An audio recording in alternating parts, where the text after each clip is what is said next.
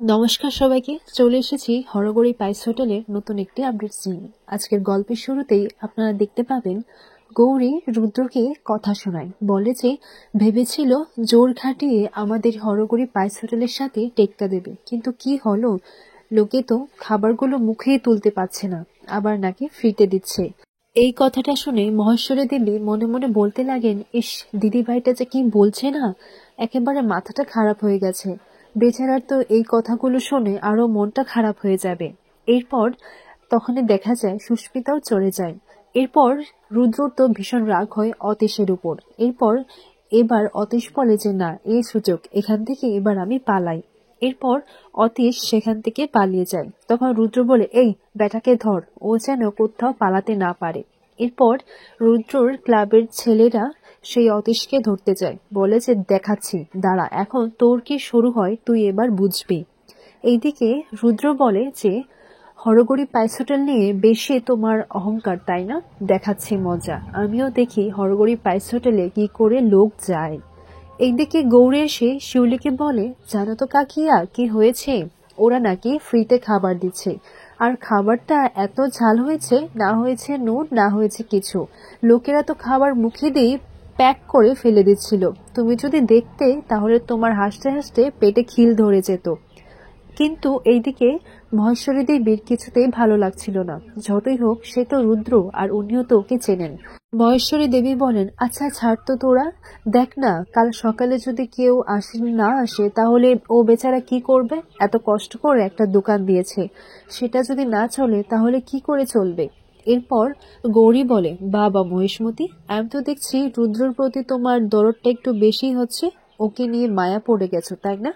আর আমার কষ্ট তো তোমার চোখেই লাগছে না। তখন মহেশ্বরী দেবী বলেন, আমি সবার কষ্টটাই বুঝি, কিন্তু তুই আমাকে ভুল বুঝছিস।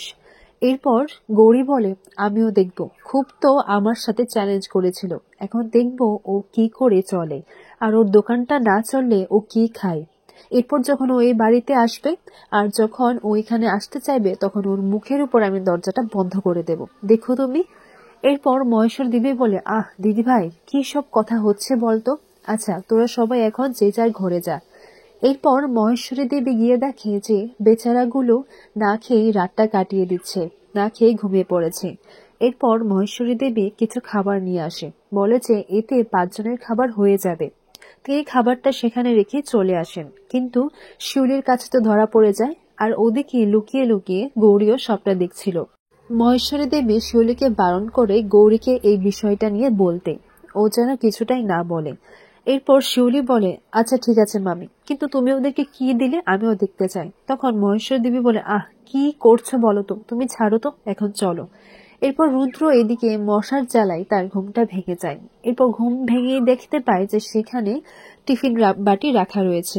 রুদ্র বলে, এখানে কি আছে দেখি তো, বমও হতে পারে, আশেপাশে যা শত্রু। কিন্তু গৌরী সেই টিফিন বক্সটা আনতে গিয়েই দেখে যে রুদ্র তো উঠে পড়েছে। এরপর রুদ্র সেই টিফিন বক্সটা খুলে দেখে যে সেখানে তো খাবার রয়েছে, তাও আবার গরম গরম। এরপর সবাইকে ডেকে বলে, এই তাড়াতাড়ি ওঠ, গরম গরম খাবার রয়েছে তো। এরপর তারা বলে যে খাবার দিয়ে গেছে, সকালে যা হয়েছে সেগুলোর বদলা নিতেই হয়তো এসেছে, আমাদের কেউ ঝাল দিয়ে এখন খাওয়াতে চাইছে। এরপর অতীশ বলে, ঝাল হোক আর যাই হোক, পেটের যা অবস্থা, এখন যেটা পাবো সেটাই খেতে হবে, দাও দাও, তাড়াতাড়ি দাও তো। এরপর সবাই খাবারগুলো খেয়ে দেখে যে না, খাবারগুলো তো খুব ভালো, এতে তো না বেশি নুন আছে না বেশি লঙ্কা, খাবারগুলো তো খুব সুস্বাদু। এরপর এইদিকে গৌরী দেখে বলে যে মহেশমতি, তুমি এটা করেছো তো ঠিক আছে, এর হিসাবটা আমি পরে তুলে রাখছি, এখন আর আমি কিছু বলছি না, আর তুমি কাকিকেও বলেছো আমাকে যেন কিছু না বলুক। পরের দিন সকালে দেখা যায় তারা যে দোকানে চা খাচ্ছিল, সেখানে সে চায়ওয়ালা বলে, শুনেছি কালকে নাকি তোমাদের চাউমিন খেয়ে অনেকেই বলছিল যে আজকের পর থেকে আর চাউমিন খাওয়া বাদ দিয়ে দেব, চাউমিন আর খাবে না, কি ভালোই চাউমিন বানিয়েছিলে নাকি? এরপর রুদ্র বলে, এই সব কিছু এই অতীশের জন্য হয়েছে, যা করেছে ও সবকিছু করেছে, কিন্তু তাদের কাছে তো আর পুঁজি নেই, আজকের দোকানটাও যদি কোনোভাবে চালানো যায় তাহলে তো ঠিক আছে, কিন্তু কোনো কাস্টমারই যদি না আসে তাহলে কালকে কি করব, আর আমাদের কাছে তো আর খাওয়ারও কিছু থাকবে না। এরপর তখন তাদের মধ্যে একজন বলে যে আচ্ছা, কালকে যে খাবারটা খেয়েছিলাম খুব টেস্টি, ওরকম যদি খাবার বানাতে পারতাম তাহলে তো একেবারে লাইন লেগে যেত দোকানে, একটা রাঁধুনি জোগাড় করতে হবে। এরপর রকি বলে আমি জানি কি ভেবেছিল যে আমি কিছু বুঝবো না, ওই দিয়ে গেছিল খাবারটা। খাবারটা আসলে হরগড়ির পায়েস হোটেলের ছিল। তখন রুদ্র বলে আমি জানি, তাদের রেসিপিগুলো যদি আমরা জানতে পারি তাহলে আমাদের সহজ হয়ে যাবে আর রান্নাটা আমি করে ফেলতে পারবো।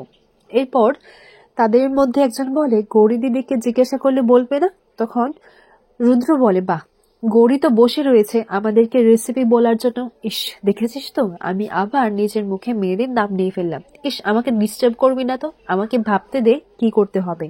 রুদ্র বলে আমি জানি রেসিপির একটা ডায়েরি রয়েছে আর সেটা ওদের বাড়িতেই আছে, কিন্তু বাড়ির কাউকে তো লাগবে এটা করার জন্য, আমাকে ভাবতে দে। এরপর রুদ্র শিউলি আর দিবাকরকে বাজার করতে আসতে দেখে, আর তখন রুদ্র তাদেরকে দেখে বলে শোন, আমাদের কাছে এটাই শেষ সুযোগ, এখানেই বাজিমাত করতে হবে, ভুল হলে কিন্তু চলবে না। এরপর রুদ্র সবার সাথে তার প্ল্যানটা শেয়ার করে।